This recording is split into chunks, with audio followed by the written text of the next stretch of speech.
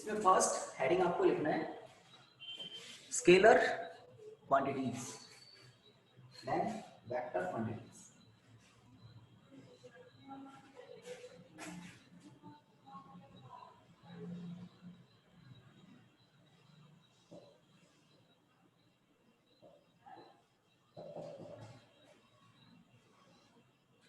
Scalar quantities बहुत easy start है, but इसमें एक आएगा वेक्टर एडिशन के लिए ट्रायंगल लॉ, पैरेललोग्राम लॉ, तो वहां पर आपको थोड़ा ध्यान देना चाहिए। तो कुछ टर्म्स हैं जो हेडिंग से क्लियर हो जाती है। स्केलर क्वांटिटीज कौन सी क्वांटिटीज होती है कि जिनको एक्सप्रेस करने के लिए, जिसको रिप्रेजेंट करने के लिए, है ना, कंप्लीटली एक्सप्लेन करने के लिए, जिनको आपको केवल मैग्नीट्यूड की नीड होती है, डायरेक्शन की नहीं। फटाफट लिख लो। पहले मुझे बता दो वीडियो ठीक चल रहा है, मतलब दिख रहा है ना? अभी तो मैंने कुछ किया नहीं था ना। Yes sir. ठीक है ना? ठीक है। यस फटाफट सर। लिख लो। चैप्टर नंबर 4 में ये एक्चुअल में यूनिट की बात करें तो अच्छी किसी बुक में आपको ये चैप्टर मिलता है, वेक्टर्स नाम होता है, वेक्टर्स। बट एनसीईआरटी ने जो लिखा है वो मैंने बता दिया, मोशन इन प्लेन। तो फर्स्ट हेडिंग हमने लिखा है स्केलर क्वांटिटीज। इसमें लिखिए दोज फिजिकल क्वांटिटीज, फटाफट लिख लें, those physical quantities which has only magnitude, which has only magnitude are called scalar quantities, are called scalar quantities.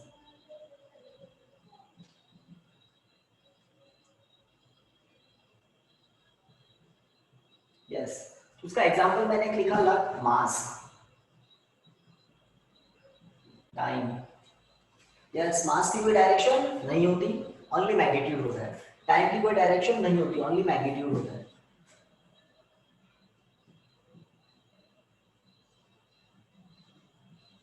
बताइए टेम्परेचर की कोई डायरेक्शन होती है क्या? Temperature no sir. No sir. Scalar है, टाइम स्केलर है और मास स्केलर है।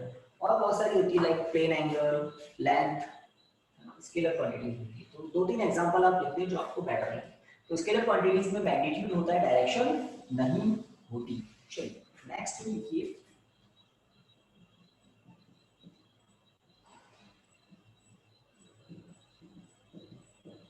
Vector quantities.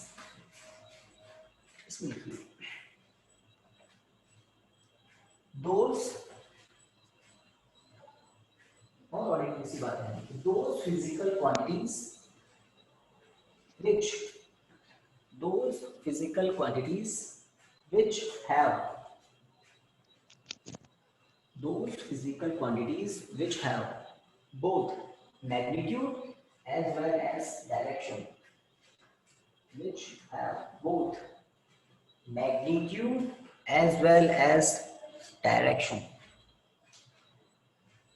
which has both magnitude as well as direction, are called vector quantities, are called vector quantities. इसका एग्जांपल आप लिख सकते हैं लाइक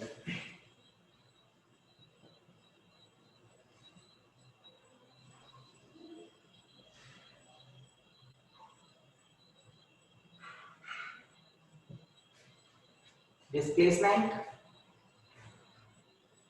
वेलोसिटी,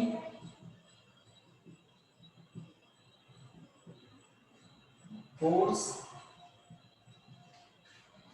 मोमेंटम,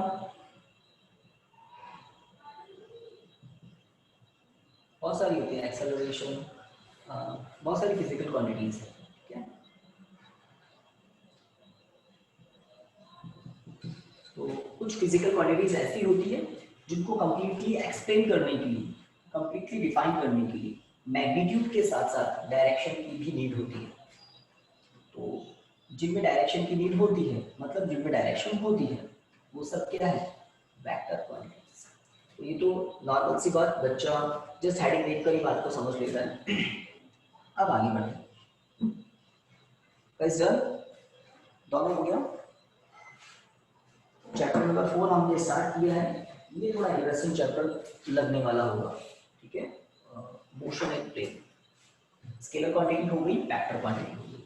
अब जनरल डिस्कशन करेंगे, है ना, जनरल कि वेक्टर को रिप्रेजेंट कैसे करते हैं, कुछ ऑर्डिनरी सी बात है। तो किसी भी वेक्टर को इस तरह से रिप्रेजेंट करते हैं, किसी भी वेक्टर को इस तरह से रिप्रेजेंट करते हैं। हाँ, इसमें जो वेक्टर की लेंथ है, लेंथ वो किसको बताती है, वेक्टर की लेंथ उसके मैग्नीट्यूड को बताती है, किसी भी वेक्टर की लेंथ उसके मैग्नीट्यूड को बताती है। और एरो किसको बताता है, डायरेक्शन।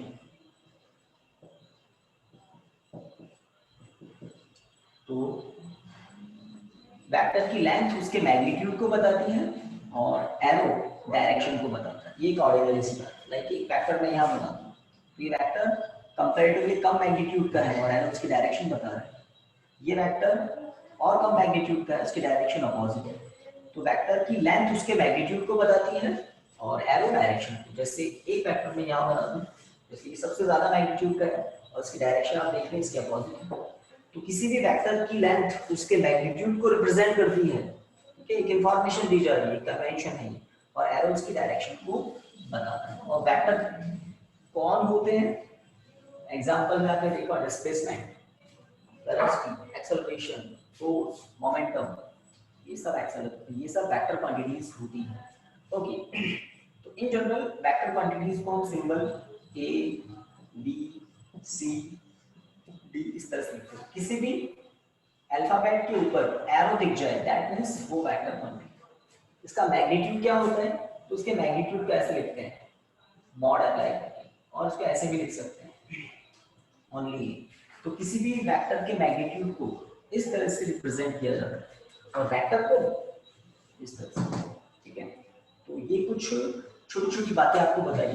टाइप्स ऑफ वेक्टर के बारे में थोड़ा और सुनो, बहुत छोटी छोटी बातें हैं इसलिए मैं इसको फटाफट ही बताऊंगा और सीधा मैं आऊंगा फिर triangle law of vector addition पे, जहां से आपको समझना है और एग्जाम में क्वेश्चन आते हैं और कॉम्पिटिटिव एग्जाम में भी जो बेस काम आता है वो वहां से चालू होता है। टाइप्स ऑफ वेक्टर की बात करें तो एक होते हैं इक्वल वेक्टर्स, यहाँ ध्यान दें, नाम सुनते जाएं देखते जाएं, ये इक्वल वेक्टर्स है। कोई वेक्टर ए वेक्टर है और कोई दूसरा वेक्टर बी वेक्टर है, तो A vector B vector equal vector कब होंगे, जब इनके मैग्नीट्यूड डायरेक्शन दोनों सेम हो। कोई भी दो वेक्टर इक्वल वेक्टर होते हैं अगर उनके मैग्नीट्यूड प्लस डायरेक्शन दोनों सेम, ठीक है, इक्वल वेक्टर। एक होता है ऑपोजिट वेक्टर, है ना, तो दो वेक्टर ऑपोजिट वेक्टर होते हैं अगर उनकी डायरेक्शन ऑपोजिट हो, है ना। नेगेटिव वेक्टर्स भी बोलते हैं, ऑपोजिट वेक्टर्स भी बोलते हैं, डायरेक्शन ऑपोजिट और मैग्नीट्यूड सेम हो जाए। देखो लेंथ आपको सेम दिख रही है। तो vector A, vector B are called opposite vector और negative vectors if they have same magnitude but opposite direction. Equal vector, opposite vector. और देखिए पैरेलल वेक्टर, अगर दो वेक्टर हैं जिनके मैग्नीट्यूड सेम नहीं है बट डायरेक्शन सेम है तो वो पैरेलल वेक्टर होते हैं म्यूचुअली। तो इसका मतलब इक्वल वेक्टर पैरेलल वेक्टर होते हैं क्या, ये तो पैरेलल वेक्टर है, इक्वल वेक्टर नहीं, मैग्नीट्यूड सेम नहीं है, डायरेक्शन सेम है, तो पैरेलल वेक्टर है। तो बताइए इक्वल वेक्टर पैरेलल वेक्टर होते हैं क्या, बड़ा देर लगा दिया भाई, तो आंसर क्या होगा, yes, equal vector parallel vector तो होंगे ही ना, इक्वल वेक्टर की डेफिनेशन में पैरेलल वाली बात तो आई जाती है, डायरेक्शन सेम है और मैग्नीट्यूड भी सेम है। यहाँ डायरेक्शन सेम है, मैग्नीट्यूड सेम नहीं है, पैरेलल वेक्टर। और एक होता है जैसे ये इक्वल वेक्टर है, एक होता है पैरेलल वेक्टर, एक होता है अनइक्वल वेक्टर। तो अनइक्वल वेक्टर में अगर कोई दो वेक्टर जिनका मैग्नीट्यूड डिफरेंट हो, डायरेक्शन सेम हो, या डायरेक्शन डिफरेंट हो, मैग्नीट्यूड सेम हो, यहाँ पर ए वेक्टर बी वेक्टर जो अभी मैंने लिखा है, इन दोनों वेक्टर की लेंथ सेम है बट डायरेक्शन सेम नहीं है। देखो yes no, Yes, sir.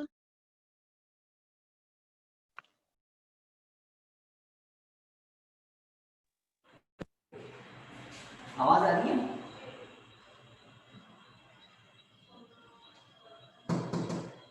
Yes sir. Audio आ रहा है, यस सर। तो आप बोलिए डायरेक्शन डिफरेंट है, ठीक है, yes, yes sir. Direction different, और मैं कह रहा हूँ उनका मैग्नीट्यूड सेम है। तो इसमें दो वेक्टर है जिनके मैग्नीट्यूड सेम नहीं है, डायरेक्शन सेम है। यहाँ पर मैग्नीट्यूड सेम है, डायरेक्शन सेम नहीं है, और एक ये देखिए, इसमें दोनों ही सेम नहीं है, ना मैग्नीट्यूड सेम है ना डायरेक्शन सेम है। तो ये तीनों जो है ना, ये अनइक्वल वेक्टर्स भी होते हैं। और इक्वल एक ही कंडीशन में होता है, जब दोनों सेम हो। दोनों क्या? Magnitude plus direction. बड़ी छोटी छोटी बातें हैं वेक्टर्स को देखकर। तो इक्वल वेक्टर है, अपोजिट वेक्टर या नेगेटिव वेक्टर है, ये पैरेलल वेक्टर या unequal vector, unequal vector, unequal vectors. ठीक है। एक होता है नल वेक्टर, मतलब जीरो वेक्टर। एक नल वेक्टर भी होता है, जीरो वेक्टर। अब जीरो वेक्टर क्या होता है? एक पॉइंट होता है, एक पॉइंट होता है। अब पता नहीं इसको क्यों पढ़ाया जाता है, कोई बताएगा कि जीरो वेक्टर को पढ़ाते क्यों? कि आप में से अभी चल रहा है, बस सितंबर स्टार्ट होने वाला है, कुछ बच्चे जरूर होंगे जिसने ये चैप्टर भी पढ़ लिया होगा, इसके आगे पीछे सब कुछ पढ़ लिया। और उसमें से कोई मुझे बता सकता है नल वेक्टर, जीरो वेक्टर नाम की एक चीज होती है, एक फिजिकल क्वांटिटी पढ़ी जाती है, पढ़ाई जाती है, बुक्स में मिलेगी। उसका फिजिकल सिग्निफिकेंस, इंपॉर्टेंस क्या होता है? मतलब सर ये डायरेक्शन, सर रिवर्स डायरेक्शन को बता रहा है, बताता है वेक्टर की। नल वेक्टर का मैग्नीट्यूड जीरो होता है। हाँ सर, और सर ये डायरेक्शन बताता है सर, रिवर्स वेक्टर की रिवर्स डायरेक्शन। कुछ एग्जांपल से बता सकते हो कि रिवर्स डायरेक्शन? सर देखो सर, एक वेक्टर ए बी है सर, एक डायरेक्शन वेक्टर जैसे ए है, अच्छा ए बी सर है, ए बी।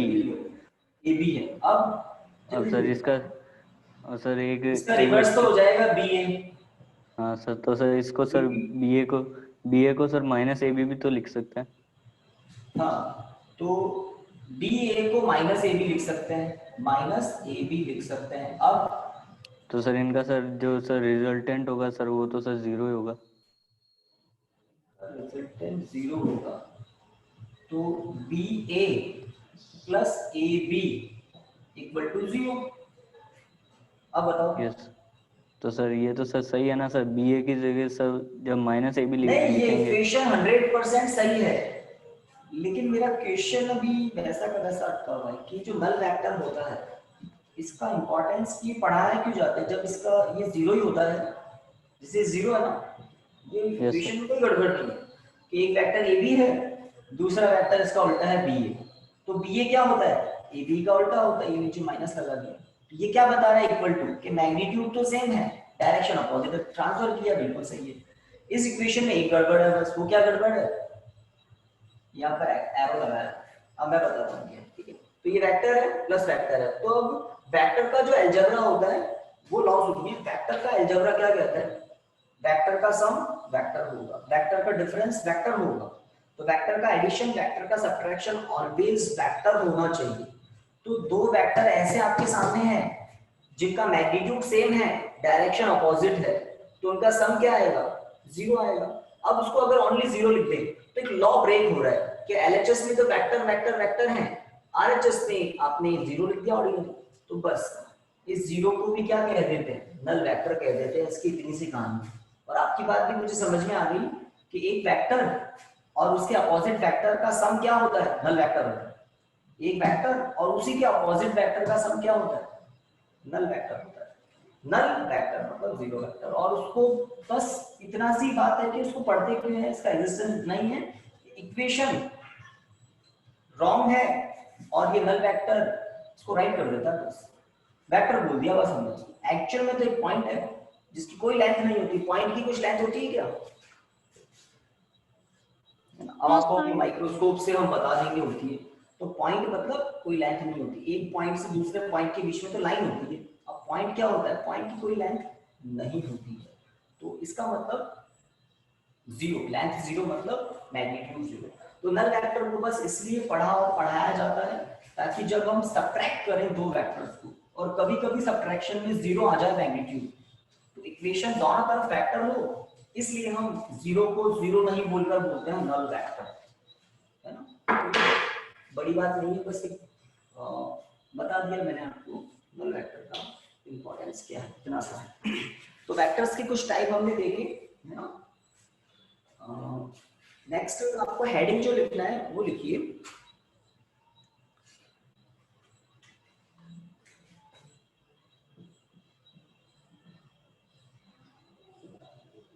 और उसको I1 पे लगाना। चैप्टर समझ लो यहीं से स्टार्ट होना है।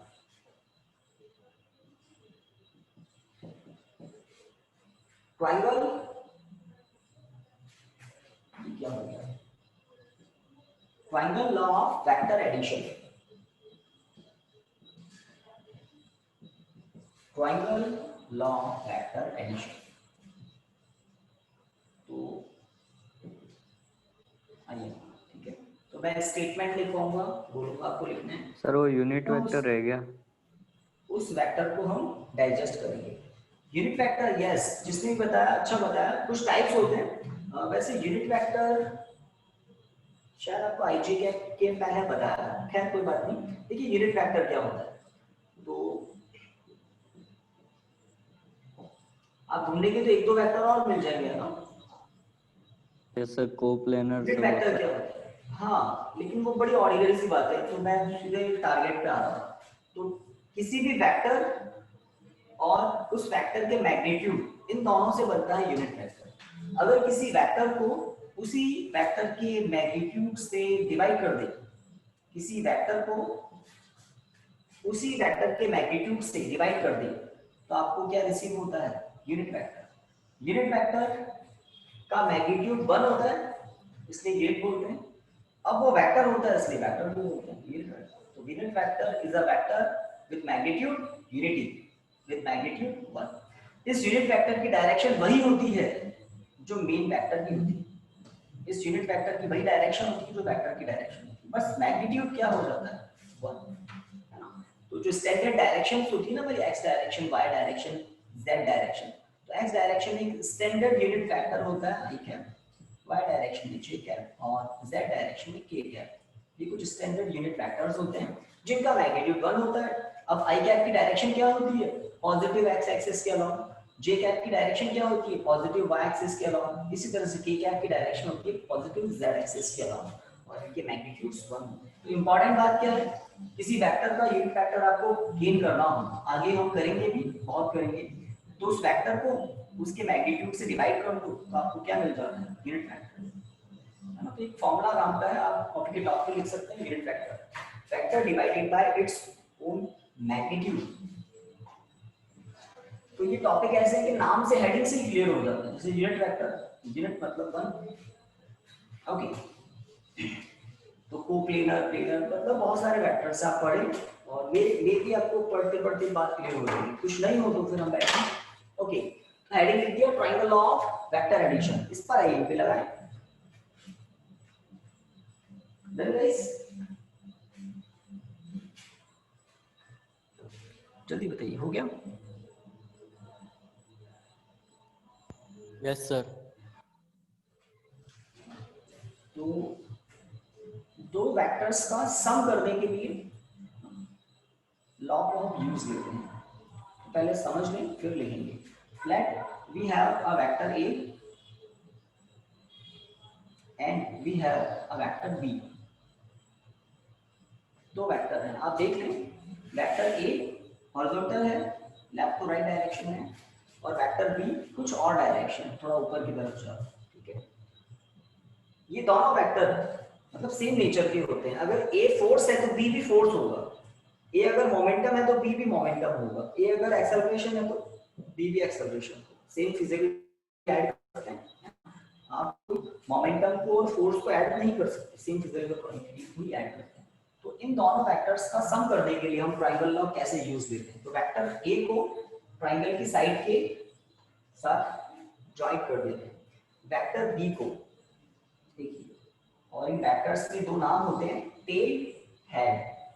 टेल मतलब सबसे लास्ट वाला जो एंड है वेक्टर का, और हेड ये।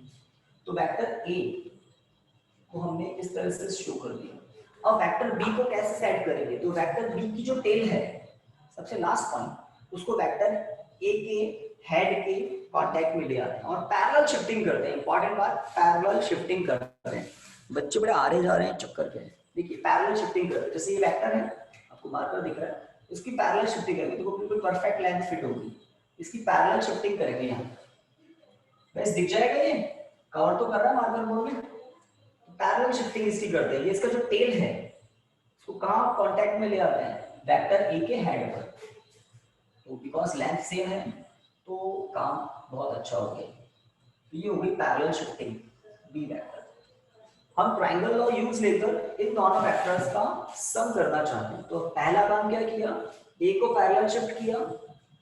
पैरेलल शिफ्ट करना मतलब without change in direction and magnitude, बस इस वेक्टर को यहाँ शिफ्ट कर दिया। सिमिलरली बी वेक्टर के मैग्नीट्यूड एंड डायरेक्शन दोनों में कोई चेंज नहीं किया, बस इसको पैरेलल शिफ्ट कर दिया, हो गया शिफ्ट। अब यहां से ये जो डॉटेड लाइन में शो कर रहा हूं, ये शो करेंगे किसको, ए वेक्टर बी वेक्टर के मैग्नीट्यूड को, रिजल्टेंट को। ए वेक्टर बी वेक्टर का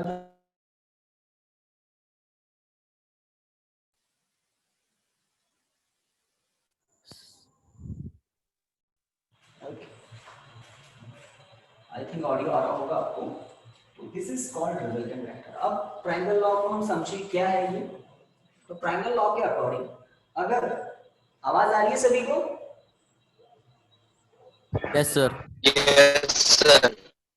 ओके, तो ट्रायंगल लॉ के अकॉर्डिंग किन्हीं भी दो वेक्टर्स के मैग्नीट्यूड डायरेक्शन, किन्हीं भी दो वेक्टर्स के मैग्नीट्यूड और डायरेक्शन को हम किसी ट्रायंगल की दो साइड्स से रिप्रेजेंट करें, या ट्रायंगल की दो साइड्स इनको रिप्रेजेंट कर रही है। तो let this is P, this is Q.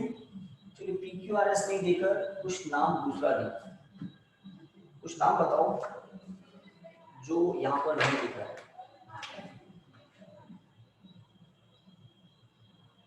बताइए। LMN। एलएमएन भी दे सकते थे, चलिए टी यू वी दे दिया मैंने, कोई दिक्कत नहीं है ना। तो टी से वी तक वेक्टर ए है, वी से यू तक वेक्टर बी है, ठीक है। तो ट्रायंगल टी यू वी में वेक्टर ए को साइड टी वी प्रेजेंट कर रही है, वेक्टर बी को साइड यू वी रिप्रेजेंट कर रही है, और उनका रिजल्टेंट वेक्टर ऑटोमेटिकली क्या हो जाएगा, ये वेक्टर। और मैं कुछ एग्जांपल से फिर बात को बताऊंगा, और फोर्स का एग्जांपल लेकर बताऊंगा। तो triangle law of factor addition क्या है, पहले सुन लीजिए। According to this law, yeah, it states that when the magnitude and direction of two vectors represented by the two sides of a triangle in a order, इस order पर ध्यान दें। A का direction, B का direction, देखो order में है, एक ऑर्डर में है ना, इधर से इधर, फिर इधर से। Then the third side of triangle in opposite order।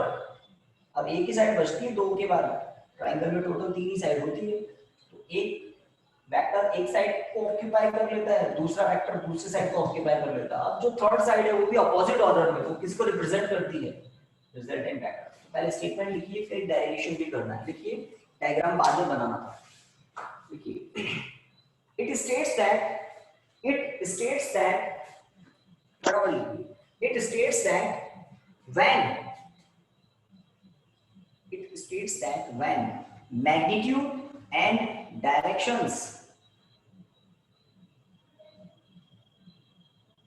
it states that when magnitude and directions of two triangle of two vectors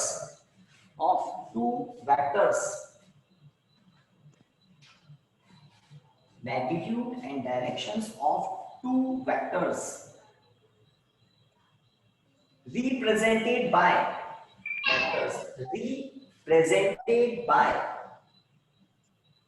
two sides of a triangle, represented by two sides of a triangle,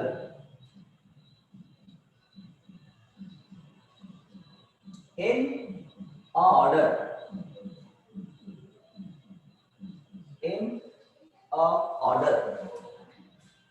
then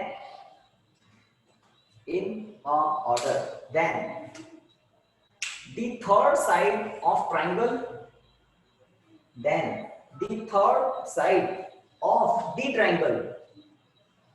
उसी triangle की बात कर रहे हैं। then the third side of the triangle represents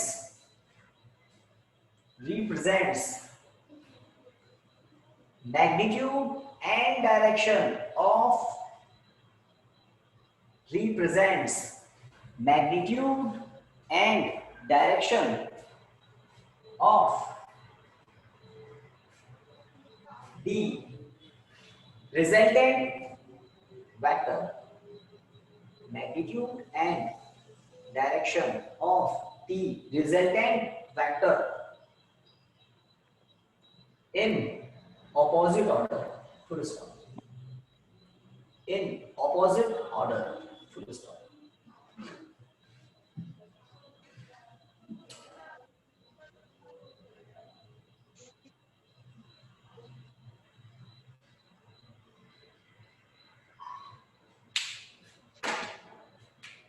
yes, किसी को repeat करना हो तो बता दीजिए।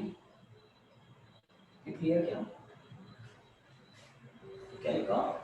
चेक कर लें। It states that when magnitude and directions of two vectors represented by two sides of a triangle in a order, then the third side of the triangle represents magnitude and direction of resultant vector in opposite order. In opposite order. तो opposite order कैसे? जैसे first, ये third, और ये अगर इस side में हो जाता तो ये एक साइकिल कंप्लीट हो जाती, तब हम इसको कहते हैं इन ऑर्डर। बट ये इस डायरेक्शन में नहीं लिया, इसको हमने किस डायरेक्शन में कहा? इस डायरेक्शन, ऑपोजिट ऑर्डर। ठीक है, तो अब आपको ये डायग्राम बनाना है। Vector A, vector B. आपको क्या ध्यान रखना है? मैग्नीट्यूड डायरेक्शन चेंज किए बिना इस वेक्टर को यहां शिफ्ट करना है, ए वेक्टर को, और बी वेक्टर को यहां शिफ्ट करना है without change in magnitude and direction. और ट्राइंगल का नेम आप चाहे जो लिख सकते हैं, जिससे LMN लिख देते हैं, ज्यादा सही रहेगा। बहुत दूर चलेगा टी में, ये थोड़ा ठीक लग रहा है। तो ट्राइंगल LMN।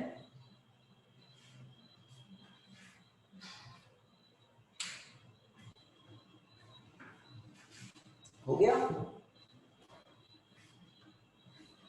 बता देना डायग्राम में।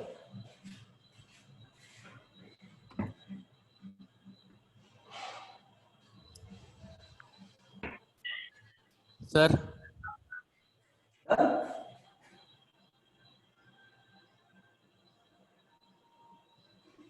भाई सबसे पहले और बाद में कुछ बताइए, हो गया क्या?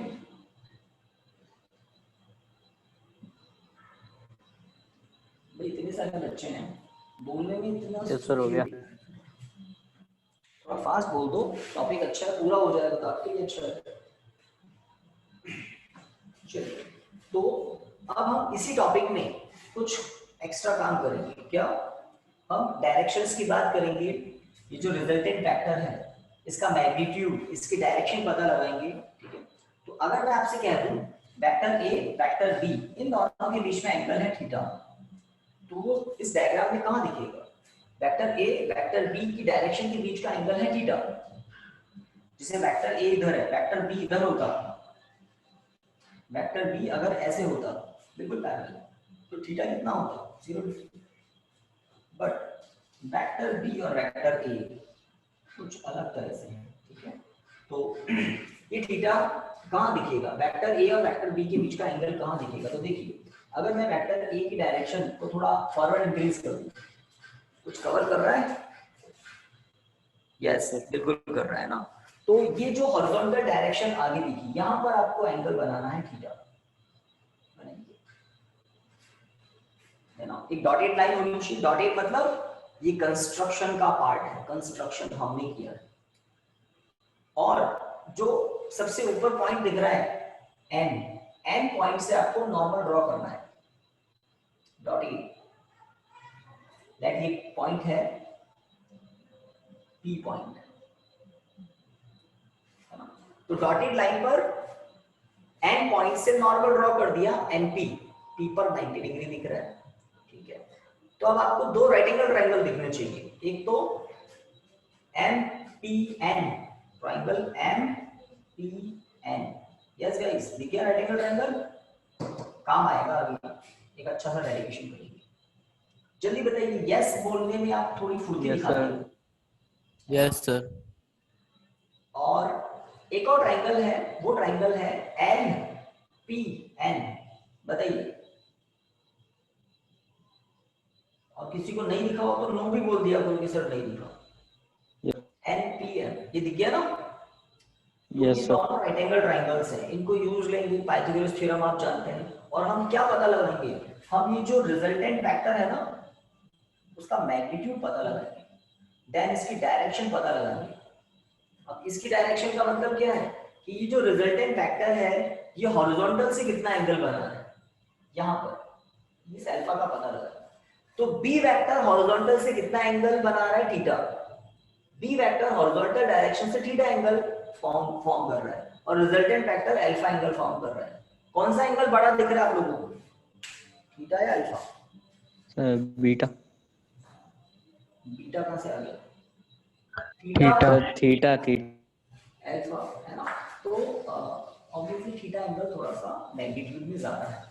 तो अब जो डायग्राम आपके सामने है उसको यूज लेकर हम रिजल्टेंट फाइंड करेंगे। तो स्टार्ट करते हैं। तो लिखिए इन ट्राइंगल MPN, फटाफट लिखिए in triangle MPN cos theta equal to, फटाफट बताइए, थोड़ा डिटेल में करवाऊंगा आप फटाफट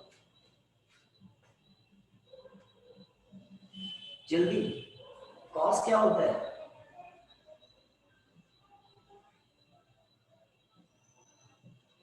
भाई बताइए। If triangle MPN cos theta equal to, सही लिखा क्या? यस। ठीक है, अभी ठीक है।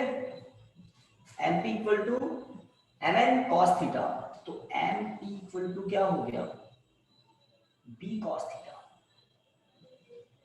MP इक्वल टू क्या हुआ, B cos थीटा। अब ये बताओ B क्या है, मैंने थोड़ी देर पहले बताया, बताइए B क्या है, जल्दी जल्दी। Sir magnitude. तो पूरा बोलो ना, मैग्नीट्यूड ऑफ बी वेक्टर। तो बी वेक्टर का मैग्नीट्यूड, तो m से लेकर n तक कौन है, बी वेक्टर है। तो mn क्या है, मैग्नीट्यूड ऑफ वेक्टर b। अगर mn के ऊपर आप एरो लगा दें तो इसका मतलब आप क्या बता रहे हैं, आप बी वेक्टर को बता रहे हैं। बट mn क्या है, लेंथ ऑफ वेक्टर b। तो लेंथ किसको रिप्रेजेंट करती है, मैग्नीट्यूड। ठीक है, इक्वेशन। सेम ट्रायंगल पे sin थीटा क्या होगा, जल्दी बताइए। Now sin theta equal to इसी ट्रायंगल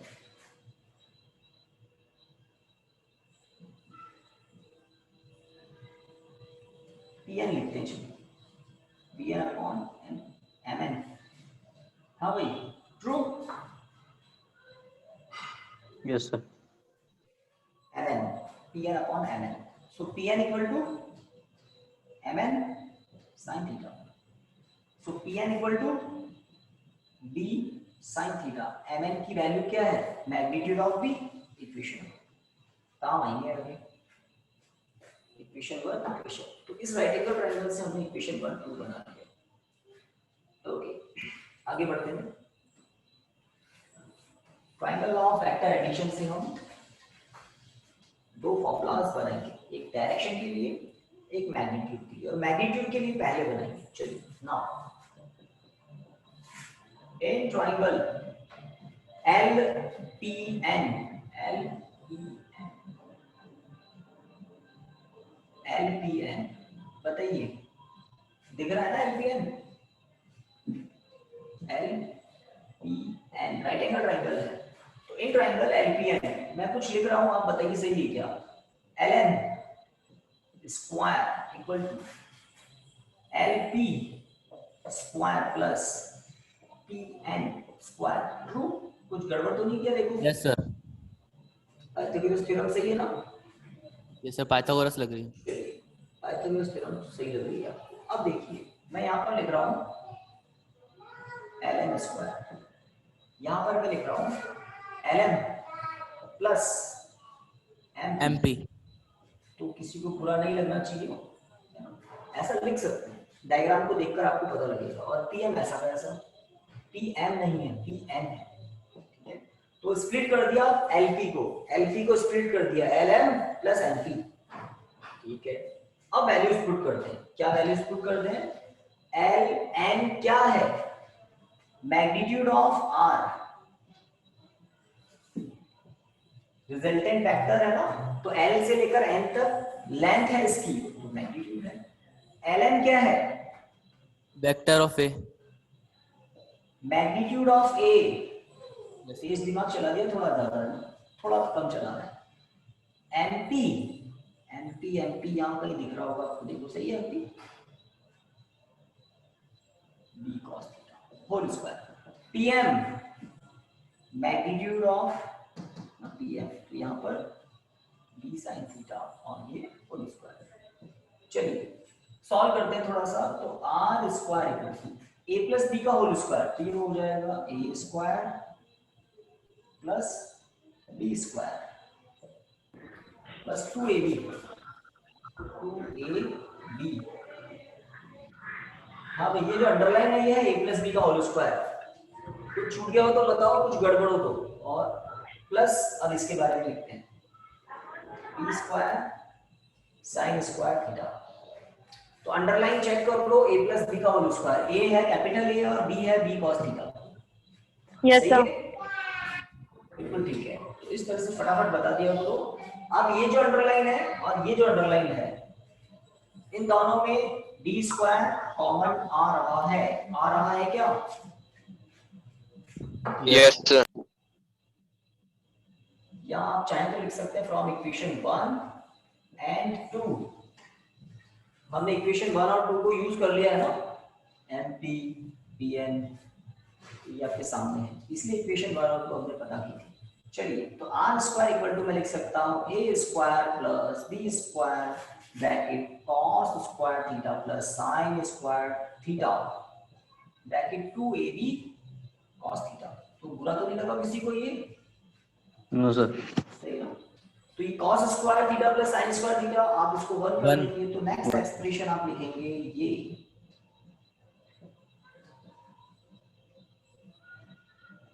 डेरिवेशन आप करेंगे, फिर उसके आपको जब रिजल्ट दिखाई देंगे कि कितना इंपॉर्टेंस है इस फॉर्मूले का, तब आपको बात ज्यादा समझ में आएगी। अभी तो हमने थोड़ी सी ट्रिग्नोमेट्री ट्रायंगल्स देखकर इस तक पहुंचे तो सही एटलीस्ट। तो एक इंपॉर्टेंट रिजल्ट ये आपके सामने कि अगर आपको दो वेक्टर्स बता दें, मतलब वेक्टर ए का मैग्नीट्यूड बता दें, वेक्टर बी का मैग्नीट्यूड बता दें, प्लस इन दोनों के बीच की डायरेक्शन बता दें, मतलब आपको ए बता दे, बी बता दे और थीटा बता दे, तो आप क्या बता सकते हैं?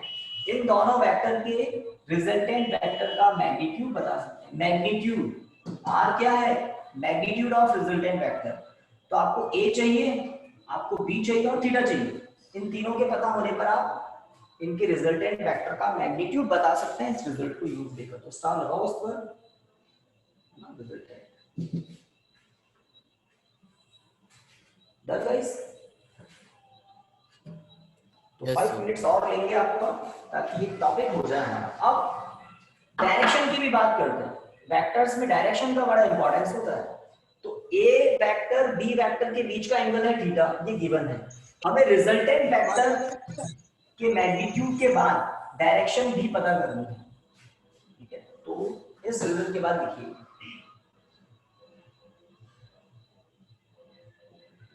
अगेन इन ट्रायंगल LPN, बड़ा वाला ट्रायंगल वही है ना LPN। तो LPN ट्रायंगल में tan अल्फा सोचिए क्या लिख सकते हैं? परपेंडिकुलर अपॉन बेस होता है I think tan। Yes sir. तो PN अपॉन LP लिख देता हूं मैं, LP, ठीक है? तो tan अल्फा है ना, tan अल्फा क्या होगा इस बड़े ट्रायंगल में?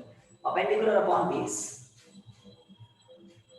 तो tan अल्फा को आप ऐसा लिख सकते हैं PN upon LM plus MP। Again split कर दिया LP को, है ना? अगेन स्प्लिट कर दिया LP को। अब वैल्यू पुट करेंगे डायग्राम को देखकर, इक्वेशन 1 को देखकर, इक्वेशन 2 को देखकर। तो देखते हैं सबको। तो आपके पास तो सब लिखा हुआ, मैंने इक्वेशन 1 2 तो एज कर लिया। तो Pn क्या है? इक्वेशन 2 में Pn क्या है? बी साइन थीटा, है ना, B magnitude of B sin theta, बिल्कुल सही है। Lm A magnitude of A और MP है B cos theta. cos theta. Value put कर दी। डायग्राम को देखकर, इक्वेशन 1 को देखकर, इक्वेशन 2 को देखकर फाइनली अल्फा लिखा जाता है ऐसे, tan इनवर्स, इनवर्स ट्रिग्नोमेट्री नाम की भी कोई चीज होती है, tan inverse b sin theta upon a plus b cos theta. Again वही बात कहूंगा मैं, अगर हमको ये तीनों पता है a b थीटा, तो हम अल्फा भी पता कर सकते हैं इस फॉर्मूले से, और करते हैं। आपको कोई कह दे ना कि tan इनवर्स रूट 3 है, तो आप फटाफट उसको बता देना इसकी वैल्यू 6 डिग्री होती है। आप कहेंगे बात तो कुछ जानी पहचानी लग रही है, फिर tan 60 की वैल्यू क्या होती है? √3।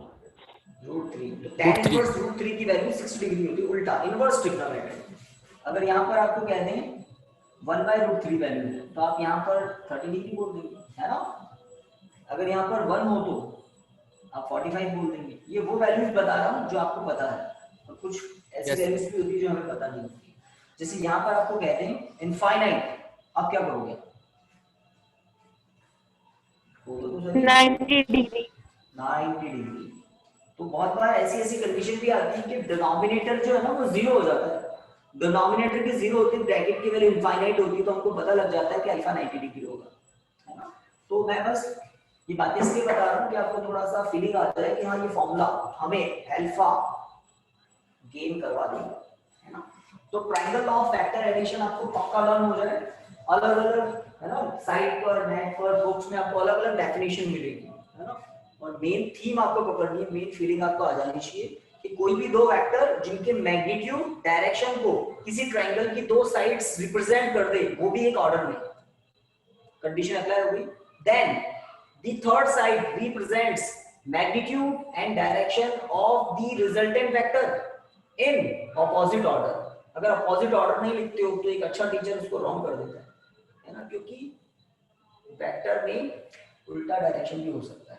तो थर्ड साइड रिजल्टेंट वेक्टर को रिप्रेजेंट करती है, मैग्नीट्यूड को भी डायरेक्शन को भी, बस किस ऑर्डर में? ऑपोजिट ऑर्डर में। ये दोनों एक ऑर्डर है, फर्स्ट सेकंड। साइकिल कंप्लीट हो जाएगा ये n to l हो जाएगा, बट ऑपोजिट ऑर्डर है, l to n, ठीक है। तो इस टॉपिक में हमने मेन स्टेटमेंट देखा, डायग्राम बनाकर, राइट एंगल ट्रायंगल्स को देखकर, एक तो ये स्टार लगा देना काम का फॉर्मूला है, जब न्यूमेरिकल करेंगे तब आपको इसका इंपॉर्टेंस समझ में आएगा, और एक ये डायरेक्शन, ठीक है। तो स्टूडेंट्स आज के लिए इतना ही है ना, okay, good night, thank you students, Thank you, sir. Okay.